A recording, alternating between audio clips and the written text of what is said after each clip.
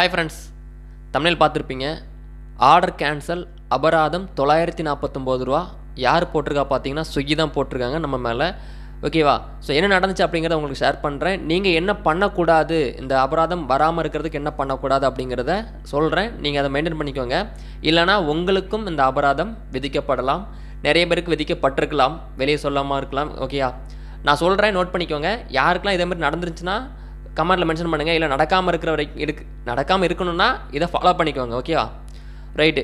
இப்போ last time வந்து நம்ம சேனலில் பார்த்துருப்பீங்க, நம்ம ஆர்டர் கேன்சல்னு ஒரு ஃபுட் எடுத்து சாப்பிட்ருப்பேன் ஸ்விக்கி ஓட்டும் போது. ஓகேயா? ஸோ அந்த சம்பவம் தான், அதாவது மல்டி ஆர்டர் அசைன் ஆகிடுச்சு, ஒரே ஹோட்டலில் தான் அசைன் ஆகிடுச்சு. இத்தனைக்கும் அந்த ஆர்டர் வந்தது எங்கே பார்த்தீங்கன்னா நம்மளோட ஸ்விக்கி மணிக்கணும் அந்த வேளச்சேரி ஃபீனிக்ஸ் மாலில் ஒரு ரெஸ்டாரண்ட்டில் ஆர்டர் வந்துச்சு. ஓகேங்களா? அந்த ஆர்டரில் ரெஸ்டாரண்ட் கிட்டத்தட்ட வந்து 3/4 மணி நேரம் லேட் பண்ணி அந்த ஆர்டர் ரெண்டையும் கொடுத்தாங்க. ஸோ இந்த கொடுக்கும்போது பார்த்தீங்கன்னா பாதியிலே வந்து கஸ்டமர் கேர், இப்போ 2 கஸ்டமர் இருக்காங்க, 2 பேருமே என்ன பண்ணுறாங்கன்னா கால் பண்ணி கஸ்டமர் கேரில் பேசுகிறாங்க. வாக்குவாதம் போய்கிட்டு இருக்குது. ஓகே, ஃபைனலாக வந்து ஒரு கஸ்டமர் வந்து என்ன பண்ணுறாருன்னா நான் வாங்கிக்கிறேன்னு சொல்லிட்டாரு. இன்னொரு கஸ்டமர் வந்து என்ன பண்ணாங்கன்னா ஆர்டர் கேன்சலுக்காக வெயிட் பண்ணிட்டு இருக்காங்க. ஆர்டர் கேன்சல் ஆகலை. இந்த சமயத்தில் பார்த்தீங்கன்னா ரெஸ்டாரண்ட்லேருந்து நம்ம ஃபுட்டை வந்து நம்ம கையில் கொடுத்துட்டாங்க. நம்ம என்ன பண்ணுறோன்னா கொடுத்துட்டு அவங்களும் போயாச்சு. ஸோ நம்ம என்ன பண்ணுறோம், ஃபுட்டை வந்து பிக் பண்ணணும். ஒரு ஆர்டர் பிக் பண்ணுறேன். ஓகேங்களா? அதில் வந்து நமக்கு ஸ்விக்கி பொறுத்தவரைக்கும் தெரியும், ஒன்று ஃபோட்டோ எடுத்துலாம், இல்லைனா அதில் ஓடிபி இருக்கும், ஓடிபி கொடுத்தா பிக்கப் ஆயிரும். இன்னொரு இதை பார்த்தீங்கன்னா நம்ம வந்து பிக்கப் கொடுக்கலாம். பார்த்தீங்கன்னா ஆர்டர் அப்போ வந்து என்ன ஆகுதுன்னா கேன்சல் ஆகுது. கஸ்டமர் சைட்லேருந்து கஸ்டமர் கேர் மூலமாக அது கேன்சல் ஆகிருக்கு. ஓகேங்களா? கேன்சல் ஆகிடுச்சு, ஆர்டர் பிக் பண்ணலை. இப்போ நான் அந்த ஃபுட்டை வந்து ரெஸ்டாரண்ட்டை கொடுக்குன்னு நினச்சா கூட ப்ராப்பரான முறையில் கொடுக்க முடியாது. ஏன்னா ஃபீனிக்ஸ் மாலை பொறுத்த வரைக்கும் எல்லாருமே வந்து என்ன பண்ணுவாங்கன்னா மேலே போயிடுவாங்க, மறுபடியும் கீழே வரணும். ஏற்கனவே இந்த ஆர்டருக்கு நம்ம 3/4 மணி நேரம் வெயிட் பண்ணியிருக்கோம். ஸோ இன்னொரு கையில் உள்ள ஆர்டருக்கு பார்த்தீங்கன்னா என்ன ஆச்சுன்னா சரி, அது நம்ம கையில் கொடுத்துட்டு போச்சுல இந்த மாதிரி கேன்சல் ஆகி போச்சு. ஓகேங்களா?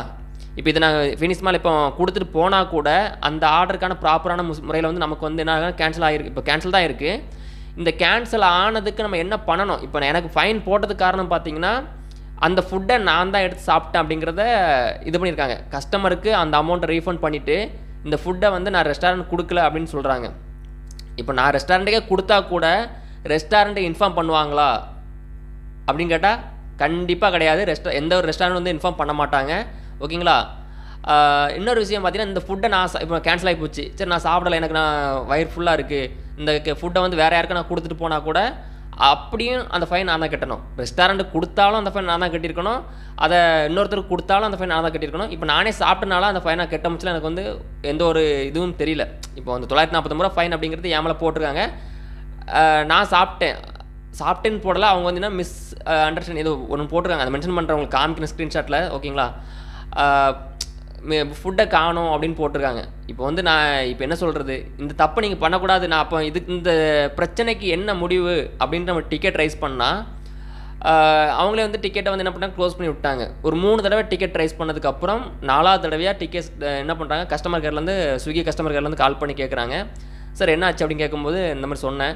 சார் எனக்கு வந்து ஆர்டர் வந்து நான் பிக் பண்ணலை, ஆர்டர் வந்து ஒரு ஆர்டர் தான் பிக் பண்ணேன், ஒரு ஆர்டர் பிக் பண்ணலை அப்படின்னு சொன்னேன். ஏன்னா வந்து அவங்ககிட்ட வந்து நான் சொல்லலை, இன்னொரு ஆர்டர் நான் எடுத்துகிட்டு போனேன் அப்படி சொல்லவே இல்லை. ஒரு ஆர்டர் பிக் பண்ணேன், ஒரு ஆர்டர் பிக் பண்ணலை அப்படின்னு சொன்னேன். ஓகேவா? இல்லைங்க சார், நீங்கள் அப்படியே உங்களுக்கு ஒரு ஆர்டர் நீங்கள் பிக் பண்ணாட்டியும் அந்த ரிட்டர்ன் நீங்கள் ஹோட்டல்லே கொடுத்தா கூட நல்லா ஞாபகிச்சுக்கோங்க, நீங்கள் அந்த ஃபுட்டை எடுத்துகிட்டு போகாட்டியும் ஒரு ஆர்டரை நீங்கள் வந்து ரெஸ்டாரண்ட்லேயே கொடுத்துட்டு போனால் கூட அந்த சமயத்தில் கையில் ஒரு ஆர்டர் இருக்குல்ல, அந்த ஒரு ஆர்டரை வந்து என்ன பண்ணுன்னா இருக்கும்போதே அதில் லைவ் ஆர்டர் சப்போர்ட்டில் பேசிட்டு கால் பண்ணி உங்களுக்கு கேன்சல் ஆகிருக்கலாம், அந்த ஆர்டர் ஐடி சொல்லி என்ன பண்ணணும்னா அந்த ஃபுட்டை நான் எடுத்துகிட்டு போகலை அப்படின்னு சொல்லி நீங்கள் மென்ஷன் பண்ணால் மட்டும்தான் உங்கள் மேலே ஃபைன் விழாது ஸ்விக்கியை பொறுத்த வரைக்கும். ஓகேவா? இது மல்டி ஆர்டராகவும் இருக்கலாம், இல்லை சிங்கிள். இதுக்கு முந்தின ஒரு ஆர்டர் கேன்சல் ஆகிருக்கலாம், வந்து நீங்கள் எடுக்க போயிட்டு ஏதாச்சும் நடந்திருக்கலாம். அதுக்கு அடுத்த ஆர்டர் உங்களுக்கு வரும்ல, அப்படி வரமுச்சில் அசைன் ஆகமுச்சில் அதில் லைவ் ஆர்டர் சப்போர்ட் மூலமாக கஸ்டமர் கேரில் பேசி அந்த ஆர்டரை கேன்சலான ஐடி நம்பர் சொல்லி என் மேலே எதுவும் ஃபைன் விழுந்திருக்கா இல்லையா அப்படிங்கிறத கன்ஃபார்ம் பண்ணிக்கோங்க.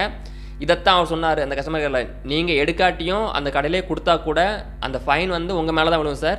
நீங்கள் வந்து ஸ்விக்கிக்கு வந்து இன்ஃபார்ம் பண்ணணும். நீங்கள் அடுத்த ஆர்டர் எடுத்தீங்கள, இல்லை அந்த ஆர்டரில் இன்னொரு ஆர்டர் இருந்துச்சுல்ல, அந்த ஆர்டர் நீங்கள் முடிக்கும் போச்சுலேயே சப்போர்ட் டீமில் கால் பண்ணி நீங்கள் சொல்லியிருக்கணும், லைவ் ஆர்டரில் இந்த மாதிரி நான் அந்த ஆர்டர் நான் எடுக்கல, ஒரு ஆர்டர் நான் பிக் பண்ணியிருக்கேன் அப்படின்னு நீங்கள் சொல்லணும். நீங்கள் சொல்லவே இல்லை, அதனால் உங்களுக்கு ஃபைன் வந்து ஒரு நாள் கழிச்சு உங்களுக்கு ஃபைன் போட்டாங்க அந்த ஃபுட்டை அப்படின்னு சொல்லிட்டாங்க. கஸ்டமருக்கு ரீஃபண்ட் பண்ணிட்டாங்களா அமௌண்ட்டை, நமக்கு ஃபைன் போட்டாங்க. ஓகேவா? இப்போ ஃபைன் போட்டதுக்கு காரணம் இப்போ நானே சாப்பிட்டேன் அப்படிங்கிறனால எனக்கு வந்து மன திருப்தி. ஓகே, நான் சாப்பிட்டு அந்த ஃபைனை கட்டுறேன், சந்தோஷம். இதுவே நான் வேறு யாருக்கு கொடுத்தாலும் இல்லை அந்த ஃபுட்டத்துக்கு நான் ரெஸ்டாரண்ட்டில் கொடுத்தாலும் எனக்கு வந்து அந்த ஃபைனை கட்ட முடிச்சுல நான் தான் கட்டி ஆகணும். ஓகேங்களா, ரெஸ்டாரண்ட்டும் இது பண்ணாது, வேறு யாரும் இது பண்ண மாட்டாங்க. ஓகே, அதனால் வந்து நான் சொல்ல வரேன்னா, உங்களுக்கு இந்த மாதிரி சம்பவம் நடக்குது, ஒரு ஆர்டர் இப்படி கேன்சல் ஆகுதுன்னா அடுத்த ஆர்டர் இருக்க முடிச்சு லைவ் ஆர்ட் சப்போர்ட்டில் கேட்டுருங்க, உங்கள் சந்தேகத்தை கேட்டுருங்க. சார் இதனால் எதுக்கு எனக்கு நடந்திருக்கு, எனக்கு எதுவும் ஃபைன் போடுவாங்களா அப்படின்னு கேட்டுட்டு, இல்லை அதை அப்படி எதுவும் இல்லை நீங்கள் தான் எடுத்துருக்கீங்க அப்படி கன்ஃபார்ம் இது சொன்னாங்கன்னா அந்த ஆர்டர் நீங்கள் சொல்லுங்கள், இந்த மாதிரி நான் கடையிலே கொடுத்துட்டேன், அந்த ஆர்டர் நான் பிக்கப் பண்ணல அப்படின்னு சொல்லி மென்ஷன் பண்ணிவிட்டு, நீங்கள் மென்ஷன் பண்ணால் தான் உங்கள் அந்த ஆர்டருக்கு ஃபைன் அப்படிங்கிறது வராமல் இருக்கும். நல்லா ஞாபகம் வச்சுக்கோங்க மனசில், இந்த பிரச்சனை வரக்கூடாது. உங்களுக்கு நடந்துருச்சுன்னா அது நானே இப்போ தான் நான் போடுறேன், எனக்கே இப்போ தான் ஃபஸ்ட் டைம் நடந்துச்சு. அந்த கஸ்டமர்லாம் நான் பேசி நான் சொன்னேன் அந்த மாதிரிட்ட, சார் எனக்கு இதை பற்றி தெரியவே தெரியாது, இந்த மாதிரிலாம் கொடுக்கணும் இன்ஃபார்ம் பண்ணலாம் எனக்கு தெரியாது, நீங்கள் ரிட்டன் ஆர்டர் போட்டிங்கன்னா கண்டிப்பாக கொண்டு கொடுத்துருப்பேன், எனக்கு ரிட்டன் ஆர்டர் அசைன் ஆகலை அப்படின்னு சொன்னேன். அப்படிலாம் இல்லை சார், நீங்கள் வந்து செஞ்சுருக்கணும் அப்படின்ட்டாங்க, முடிச்சிட்டாங்க. அதோட முடிச்சிட்டாங்க. அந்த ஃபைனை வந்து கடைசி வரைக்கும் நான் தான் கட்ட போகிறேன். எனக்கு இப்போதைக்கு அன்றைக்கி நான் 320 ரூபா அவ்வளோ ஓட்டியிருந்தேன். அந்த ஃபைனை மீதி கழிச்சிட்டு பேலன்ஸ் 600 சம்திங் வந்து நான் பே பண்ணால் தான் அடுத்தடுத்து என்ன பண்ண முடியும், ஆர்டர் எடுக்கலாம். ஆனால் அந்த அமௌண்ட் வந்து பேலன்ஸை கெட்டி ஆகணும், கெட்டினா தான் எனக்கு வந்து அப்போ நான் ஓட்டுற காசு எனக்கு கிடைக்கும். ஓகேங்களா, இப்போ 600 ரூபா மைனஸில் இருக்குது என்னுடைய அக்கௌண்ட்டில் வந்து, ஸ்விக்கியோட ஆப்பில் வந்து மைனஸில் இருக்குது. ஓகேங்களா, 949 ரூபா அந்த ஆர்டர். கொஞ்சம் வருத்தமாக தான் இருந்துச்சு, பட் இருந்தாலும் வந்து ஒரு மனசில் சின்ன ஆறுதல் பார்த்தீங்கன்னா நான் சாப்பிட்ருக்கேன் அப்படிங்கிறனால அதில் வந்து கெட்டுறது தப்பே இல்லை.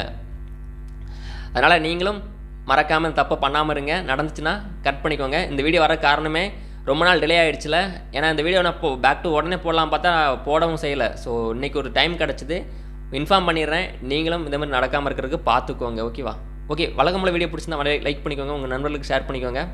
மீண்டும் நாளை சந்திப்போம் மற்றும் நல்ல வீடியோடு. அதுக்கு முன்னாடி இன்றைக்கி நைட்டு 11 மணிக்கு லைவ் இருக்குது, வாங்க லைவில் பேசலாம். ஓகே.